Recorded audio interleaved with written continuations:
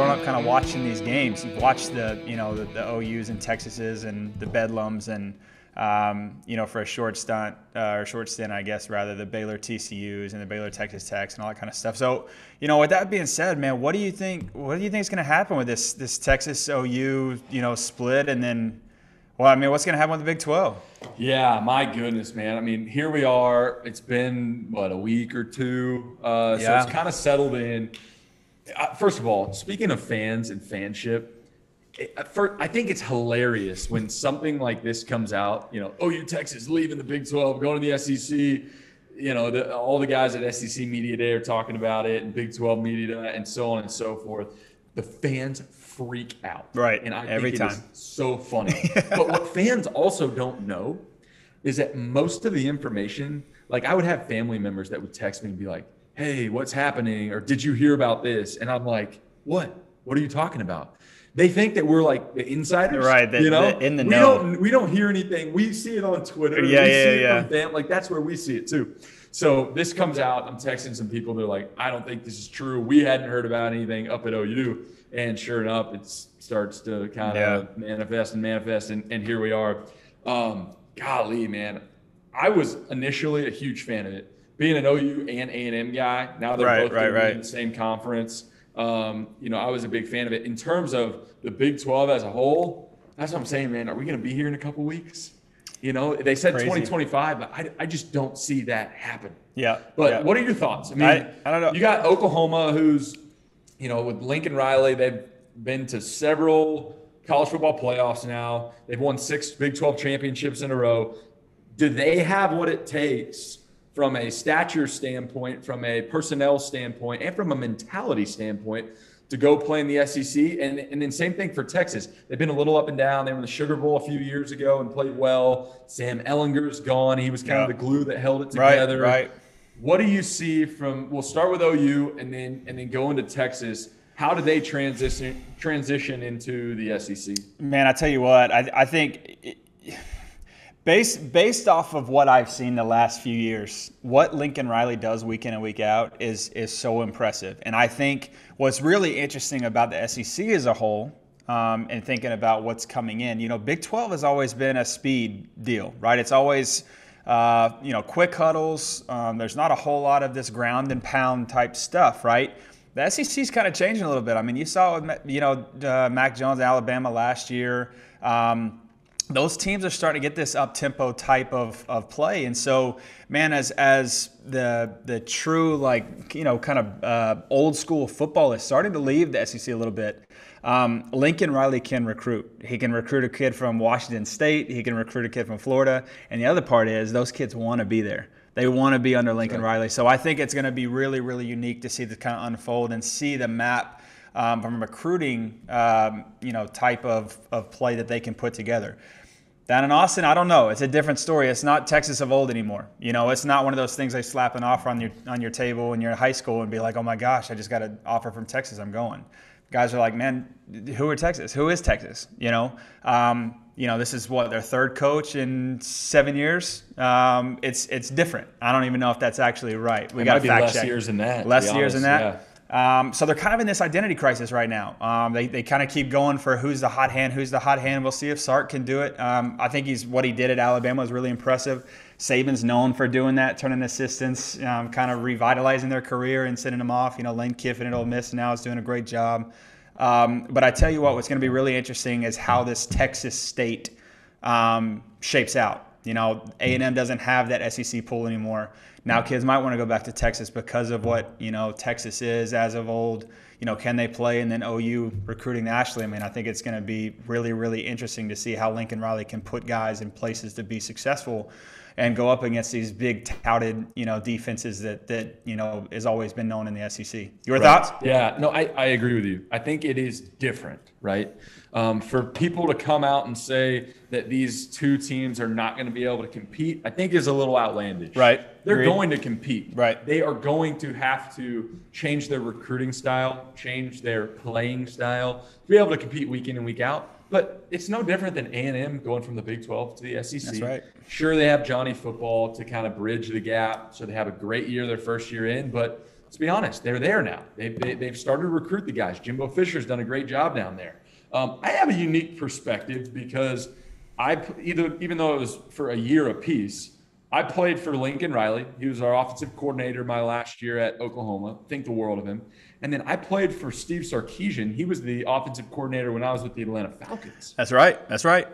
I am a huge believer in Lincoln Riley. You'll hear that from me a lot. I for all intents and purposes, I shouldn't like him. He comes in, I'm the starter, he demotes me, blah, blah, blah, blah, blah. That dude is a leader. He has a way of getting his players to play extremely hard from him, and he gets the best out of each and every one of his guys. So I don't think they're going to have a problem at all. Now, again, it's going to be tough week to week from an attrition standpoint to go in and bust it around with the Alabamas, the Auburns, the LSUs, however the pods shape up. I don't know. I'm just kind of naming some of those teams that they're going to end up playing over there. Texas, agree with you as well. They've been up and down, but they've got a fearless leader in Steve Sarkisian who is as committed to the game as anybody I've ever met in my entire life. I mean, the guy is devoted to football and he understands the game. And take his experience, he's won in the SEC and won at a very high level. He knows what that tastes like. Agreed. Right? Agreed. So I know everybody's going crazy. I think that the flames have now turned to just ashes at this point. Yep. It's inevitable. It's going to happen. It's still fun to talk about, so we'll see where it goes. Agreed. Let me ask you this: if you could pick one team out of the remaining teams in the Big 12, who could potentially lose out the most with the departure of Texas and OU? Who's that team that's like, hey, I deserve this too? Right. And of course, we'll see how this all shapes out. But who's that team you think is a consistent number 3? Right. Well, I mean, I think there's a couple teams that come to mind, right? But I think that the first one is Oklahoma State. The guys in Stillwater. I mean, where did they go, right? And that's been the big issue. Is there a big of that, if you remember, especially my, I guess, sophomore year, that would have been 2011, 2012. Or actually 2010, 2011, when we had this first shakeup on, hey, this is going to be, we're going to create 3 super conferences and there's going to be 25 teams in each. And there was a huge shakeup there. This is different. When you got 2, going to the SEC, does the Big Ten come down and get Iowa State, right? And West Virginia. Does the ACC come in? I've heard them a few times with a couple teams. It's Pac-12. Pac-12's always kind of wanted to be in Texas a little bit. Do they come and get, the few Texas schools with Oklahoma State? I think it's going to be really interesting. But, I think you lose out on rivalries, right? I mean, I think do you still have the Bedlam game? Right. We don't see the A&M Texas game anymore. Call it what it is for, most fans, but that was a big game. And so, I think Oklahoma State's the first one that kind of rings in my ear in terms of who's the first loser out of this kind of shape up. What do you think? You agree or? I do agree. It's interesting though, because I've talked a lot about this before in just interviews and everything else, that there's so much more than just the product on the field that goes into being an SEC school or Big 12 school. And do you fit in with these schools and not? I mean, look at the stature of the stadiums. Look at the academics. Look at the revenue. I mean, there's so many things that you could dissect. Right. Say who's going to fit in, who's not. Boone Pickens Stadium's pretty cool. Yep. Yes, it's small, but that's a fun stadium. That is a fun stadium. When they bang the paddles on on the side there, that is pretty. It's wicked. Fun. But then I also look just from a geography standpoint. West Virginia is, just as much out of the way as an A&M, right? In terms of proximity to, the rest of the schools in the conference. West Virginia is a crazy place to go play. They've produced some really good teams, right? I'm going to agree with you. I'm going to say it's Oklahoma State, but, do those schools have the ability to recruit over a Texas, over an OU, to go and get the caliber of players to go and play in the SEC? I don't think so. I think they'd be better served going, like you said, up to the Big Ten or out west. Yeah. Another one that we haven't talked about enough tonight is Texas Tech. Yeah. I mean, if you weren't in Lubbock and you weren't going against, like I said, OU, straight to your east, in the same state as Texas and TCU and Baylor and all these schools, A&M, obviously in the SEC, that's a school where they have over-exceeded, in my opinion. I mean, you can see it now. Look at all the coaches in the Big 12 to date that have come from Texas Tech, Dude, right? It's a pipeline. It's a pipeline.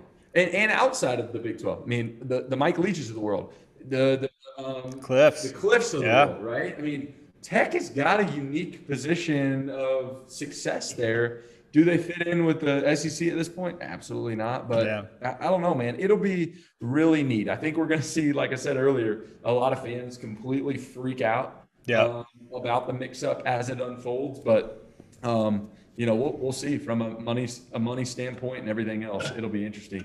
Thanks for watching the video, guys. If you liked what you saw here, please hit that like button. Please hit that subscribe button. Maybe leave a comment. Interactions like that really do help grow the channel, and they help more people like you find this content. So if you liked what you saw here today and you want to help me out, that's all you got to do. See you on the next video.